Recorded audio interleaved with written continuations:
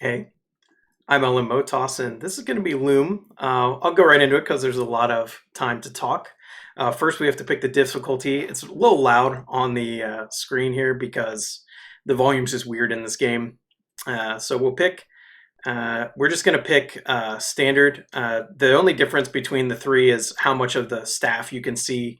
Um, there are some that would say expert is maybe faster somehow, but I've never really seen it, so we're just going to go Cool. standard. And three, two, one, go. Welcome. So the first thing we always like to say is how this is the worst birthday ever. This is the main character, Bobbin Threadbare's birthday, and he's about to have a really bad time. Spoilers for this 30-year-old game, over 30-year-old game now. LucasArts, the Scum engine, which most people know from actually Indiana Jones and Monkey Island rather than this game. But the controls are pretty simple. You just click where you want to go, although probably at some point I'll have to explain how that's not quite as simple as you might think. And then you do spells, or in this game they're called weaves or like drafts. With the keyboard, you can either use the actual letter of the note, or you can use the QWERTY keys. Coincidentally, the third note of the staff is E, which is the same either way, no matter which control scheme you're using. And there's no toggle. You can just use either or at any time. I tend to use the letter just because that's how my brain works. Cutscene skipping is very important in this game. There are a lot of cutscenes, a few that we can't skip, but most we can. And it's important to be pushing escape. We've found that if you hold escape, then It's heavier than it looks. you can actually buffer exiting your next actions. And then, like for instance, if I'd been holding escape into this scene, rather than clicking escape, I wouldn't have played that whole draft there. It would have like played one note and then exit. It's like it's weird. It saves how many times you've pressed escape or if you were holding it. We just learned our first draft, which is open. The game won't let you use abilities unless Bobbin has actually heard it somewhere. So even though we didn't hear it, we did learn open in that cutscene. And then we kind of used it on the egg to prove to the game that we know it.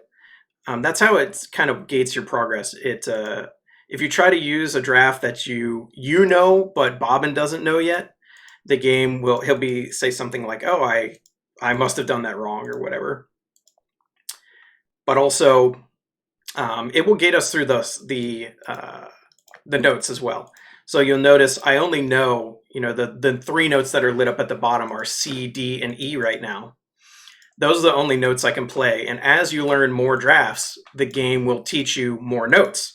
And that's how it stops you from getting ahead and make sure that you got all the knowledge that it thinks you need to continue at any given time.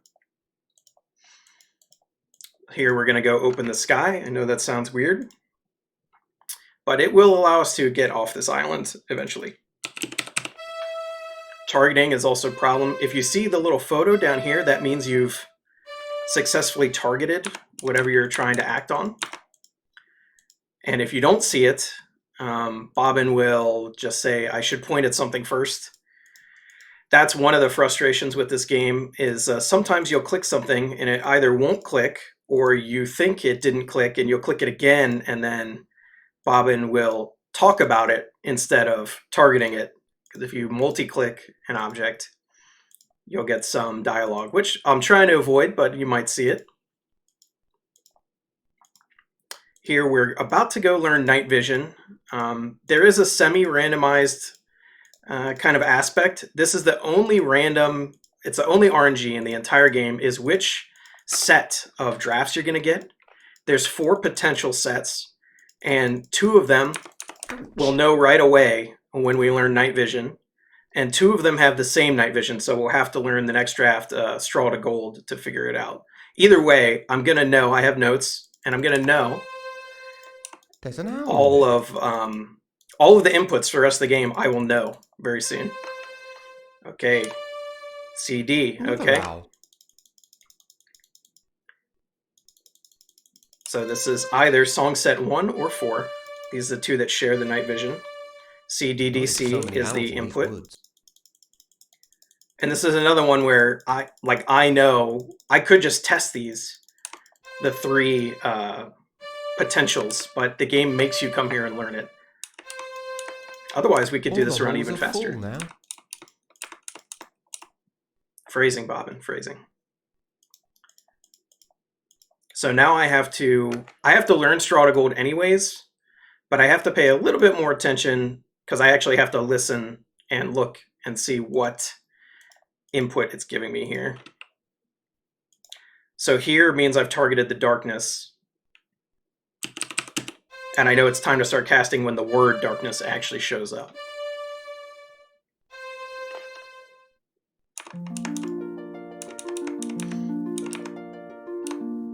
And then here we'll learn Straw to Gold.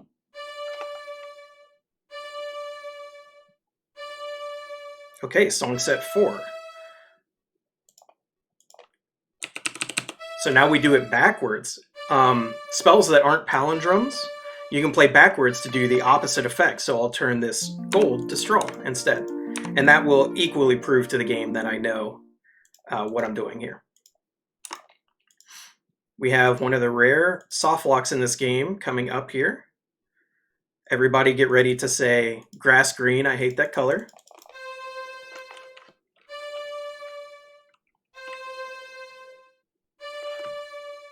Grass green. He really does. Hate that color. The voice acting is one of the best things about this game.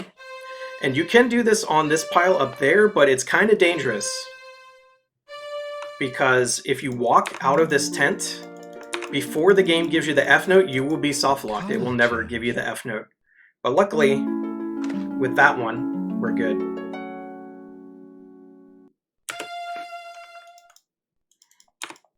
You're just one step away from the exit. No matter how fast you are, you won't leave before it gives you the F note. That way, you know for sure what's going on. And with the F note, we can leave. Just wander over here. This stick is only here because we opened the sky earlier.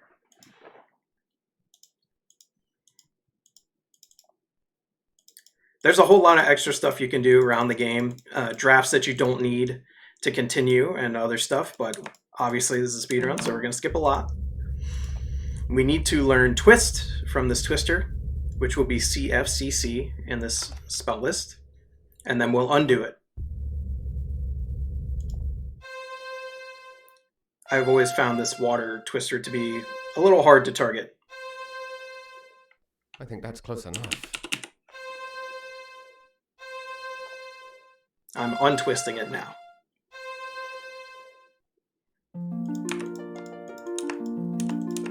There we go. The game gives you another note here, like right away. I only had to do one thing, because we kind of did things out of the expected order on Loom Island.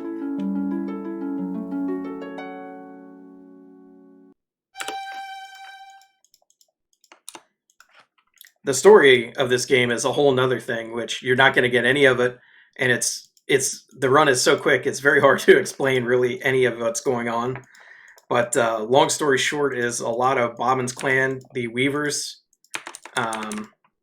they've had a problem and some stuff happened, and now he's the only one. And he hasn't actually learned how to do any weaving because due to the circumstances of his birth, they didn't really trust him. What you just saw there was backstepping. That's when you click somewhere that the game doesn't think is a path.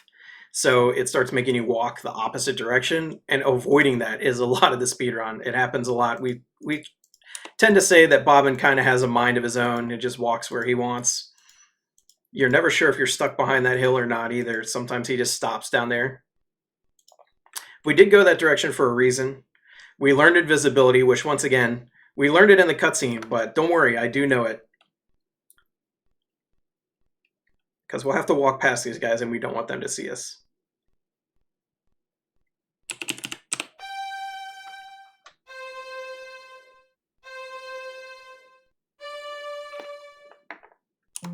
There we go. We thought this next cutscene wasn't skippable, but it is. I didn't have to go out there. That was accidental. And you can see they're still chilling here. That's fine. That's mostly the antagonist of this run is Archbishop Mandible over here. We'll learn more about him later, maybe. A glass bell. The Bellevator. I wonder what will happen if... Love it. The gist of, the background of this game is that all of the artisans are so good at their craft that they can just basically do magic with their trade craft. So these guys are glass blowers, and they work with glass, and as you can see, they can make things like teleporters, and this is a scrying stone. It can let you see the future. I'm going to learn a spell from myself in the future here that I need, called Terror. And Terror is EFFE in this spell set, and you'll notice you can't play that backwards. There's no such thing as unterroring. It only goes one, it's the same forwards and backwards, so you can only do it one way. And it's like that with all of the non-reversible spells of the game. They're all the same.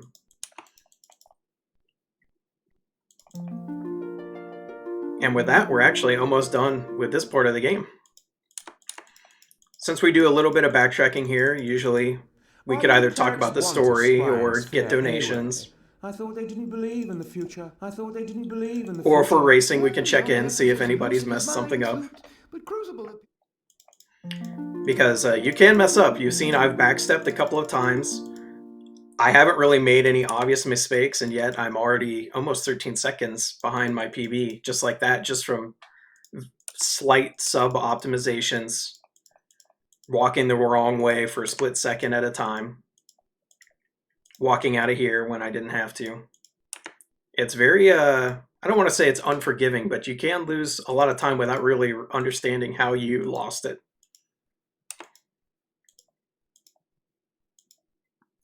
But that is the reason why we played this version of the game, which is $5 on Steam, by the way, is because of the set spell list. So you don't have to listen to the cutscenes to know what to play. You can just have the list in front of you already. The other game, the other version of this game does not have that. You have to actually listen. Or get lucky.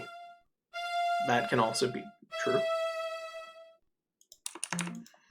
And they got scared.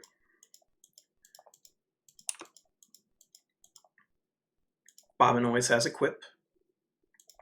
This is where you can learn Sleep, which is an optional draft, but you could use it. We're going to use Terror to do what Sleep would have done, but you can do it either way. There's a lot of parts of this game where there's a couple of different ways you could do it. We just learned the bare minimum. Since we had to know Twist and we had to know Fear anyways, we don't learn any of the spells that could replace them or drafts that could replace them. We're about to learn Heal. It's one of the 2 times in the game you learn a draft that you don't have the note to actually play yet because it requires the A note. Transfiguration, which is the final draft in the game, requires the high C, which you actually learn Transfiguration quite early in the game. It's just that you can't, you can't play it because the high C is this one. It's the final note that you learn. She doesn't look at all well. She isn't, and my songs of healing. And unfortunately, Fleece, that's the name of this character here. She knows the song of healing, but she doesn't actually have the skill to make it work because she's not a weaver. And it turns out the weaver's pattern works because the weavers basically mess with the fabric of reality. Yes, this game is based on a pun. I hate to say it. Now, chat, it's time to get any screaming emotes you have ready. I want all the screams in the chat here. Get them ready. This is the one time you have to wait, even though you see the text. If the screen doesn't scroll all the way, Bob intends to only play part of this draft. You can buffer all the inputs. No, that's not right. See, I've messed that up. That's what happened. You do it wrong. I did undying instead of dying because it's only 2 notes. If you just transpose it, you end up playing the wrong one in this version of the spell list. The dragon couldn't see. There's the ah. the best sound effect in this game. There would be music as well, by the way, in the other version, the non-talky version of the game. What have we here? Oh, that's what comes of being in such a blazing hurry. The other I version guess. has music, but I not a thought lot of you voice looked a bit acting. Scrawny. This version has Well, the you good know, voice you make acting, a though. decent kindling. So we're going to be very mean to this dragon, but don't worry, she will get back at us.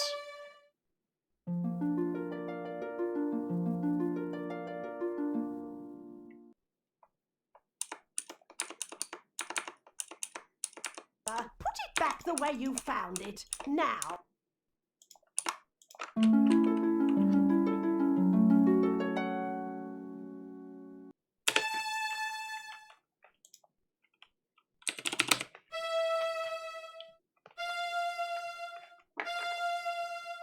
And this dragon is afraid of fire, which you'll find out if you talk to her long enough.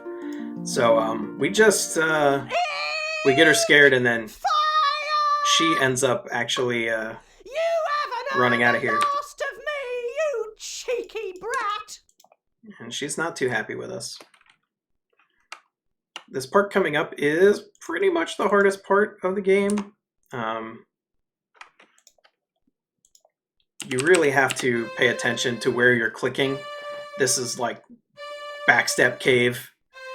And it's very tricky because you can't see very far. Your night vision doesn't go very far. So this is usually another part where I'm pretty quiet just because I need to pay attention to where I'm going.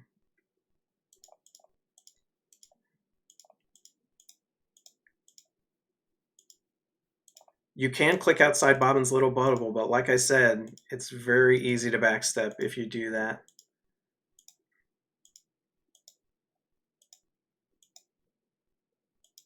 We're about to learn the reflect draft as well, which is one where you would, if you skip it too early, you won't learn it, and it'll be a problem for you. You have to, by the time you realize you didn't learn it, you have to come really far back and basically kill your run. But otherwise, please get more screaming emotes ready. It's time. Time for screams.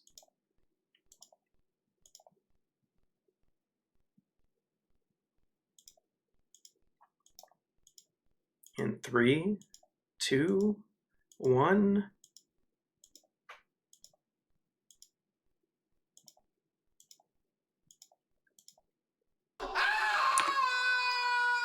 That's the good stuff. Guess I won't be going back that way. So just seeing that drop go through is good enough to learn reflect. This doorway is the hardest doorway to enter in the whole game. Wow, I did it first try. Okay. I like that. Bodes very well.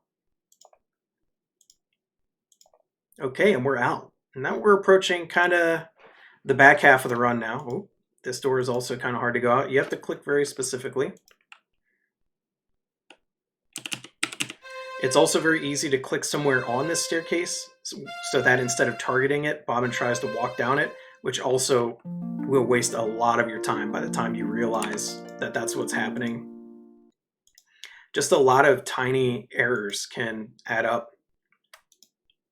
You can see only a few errors from me this run, and I'm already almost 37 seconds behind. And when the run is only 26 minutes, 25 minutes, that's whew. The world record for this is just under 25 minutes by a non-Slim Jim. Very good runner of this game. This is Rusty. Say hello, Rusty. He's fast.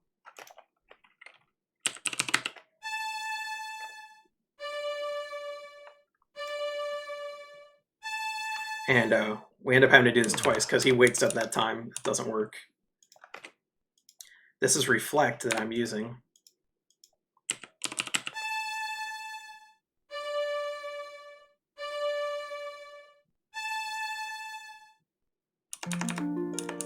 And so we just do a little light identity theft here.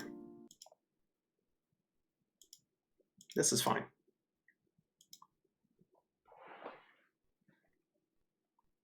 If you come here as Bobbin, they say, you know, get out of here. This room can get very tense because of this pounding in the background. there is a part coming up where you can lose just an ungodly amount of time with a very small screw up. So that'll be in the back of your mind as you get to this part and just hear this pounding. This would be where the nerves start to set in if you're on a good pace, because there's not much of the run left, and all of it comes at you very quickly from now until the end, basically. This has a sleep draft. Some nice weaver in the past put a sleep draft on it for them. A lot of stuff is happening in these cutscenes. My godmother, Hetchel, is helping me out quite a bit here. She's been turned into a little swan, black duck. All right, and now we're going to get some villain monologuing. A lot of times I have an incentive here to watch the next cutscenes. We're not going to do it in this run. Instead, we'll just listen to this monologue and see how this goes for now. The final blade is even now in the hands of our most skilled blade shaper, Your Excellency. So there's going to be a part here where you have to twist this sword. And if you miss it or accidentally exit the room rather than clicking the sword, you have to listen to this whole conversation again. So obviously that is a run killer as well, if you're on pace. The forging of the 10,000th sword marks the end of our preparations. How much longer must I wait? The steel will ring out its final defeat, sir. Not much longer now. Very good then. Carry on.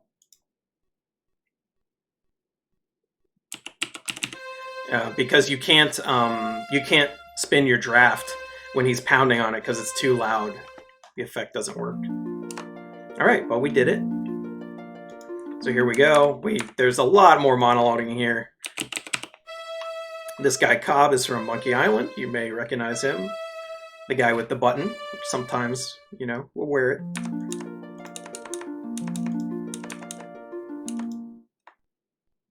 Going somewhere. Cobb's dead, by the way. I mean, I'm sure he's fine. He's fine. A lot of stuff happened there. So I don't know what to say without that cutscene. It turns out the Archbishop was trying to make like an undead army, but instead he basically brought over a demon named Chaos. Turns out tearing reality is not a great idea. The game won't let you continue until you close all of these little portals.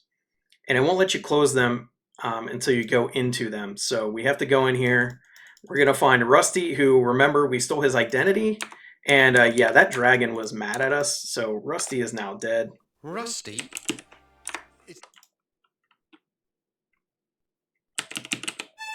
But because, like, reality is broken and Rusty just died, I can heal his body and basically put him back in there.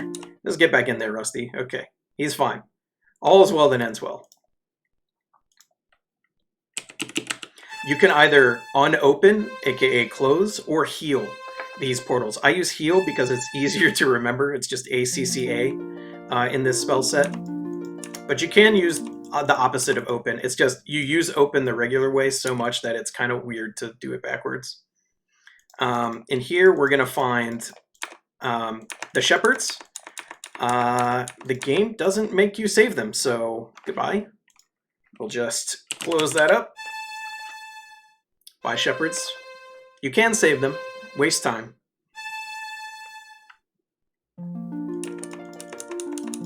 They were mean. We didn't see them being mean, but they were, believe me. We're going to come in here and not save another guy. In fact, the game doesn't even let you save him. I don't know why other people get saved. He doesn't. Master Goodmold, we never even met him.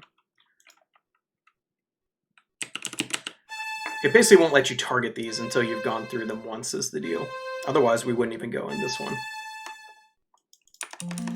Okay, now coming up is what we call Mom Skip.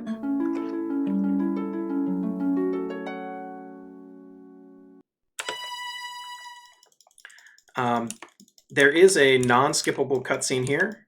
I say non-skippable because if you let it start, then it's non-skippable. But if you skip it right away, then it skips fine. It's one of those weird things. And this is where I discovered if you buffer too much cutscene skipping, you won't be able to use your next draft, which is bizarre. But there we go. We did it fine. Bobbin also is about to learn how to run. After the entire game and the last couple of minutes, he finally learns to run for us. You don't have to close this portal. I don't know why it doesn't make you do it, but here we go. Off to the final showdown. And things happen really fast here, so we also don't have to go through that really long hallway. It just skips it. All right, so we're going to go in here. Woo, come on. It's not necessary to talk to the loom here. That's a transfiguration spell. By the elders. If I just tried to go out, Echoing in the loom. this is the game kind of reminding you that transfiguration exists. And then here's Hetchel. She's been silenced, so we unsilence her, which you just do all of this by undoing the draft that Chaos just did. Basically, that's how you learn it. It's all right here for you. It might help to point at something. And that's what happens when you don't target something. But luckily, these 4 spells are the same in every playthrough, so there's not only is there no need to listen, you can just always know what you're going to do. Unfortunately, Hetchel paid the ultimate price so that we could learn how to unmake things, and we're like unmaking reality or something like that here. We get the high C, which is what we need to play Transcendence. And then here we go. We're about to, time will be when the final note of Transcendence is played by me. You play the high C by holding Shift and pushing C. We target ourselves.